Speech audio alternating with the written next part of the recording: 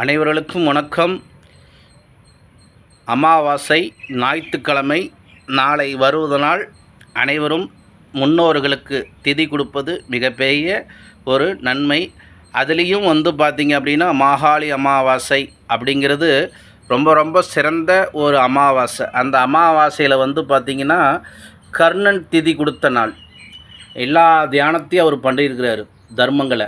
ஆனால் அன்னதானம் அப்படிங்கிறது ஒன்று மட்டும் அவர் பண்ணலை. அதனால் அவருக்கு சொர்க்கத்தில் இடம் கிடைக்காதனால மீண்டும் 15 நாள் இருந்து அமாவாசை திதியை அவர் திதி கொடுத்து அன்னதானத்தை கொடுத்துட்டு போனதனால் அவர் மோட்சம் அடைஞ்சார். இந்த நாளில் நீங்கள் மிகப்பெரிய ஐயர்களுக்கு ஏதாச்சும் கொடுத்து தான் செய்யணும். அப்படிங்கிறதுல 3 பச்சரிசி உருண்டை, அதில் கொஞ்சோண்டு 3 தர்பையை போட்டு 3 வாட்டி எள்ளு தண்ணியை செய்யுங்க. எளிமையான பரிகாரத்தை செய்து உங்களுடைய முன்னோர்களுடைய ஆசீர்வாதத்தை பெறுங்க.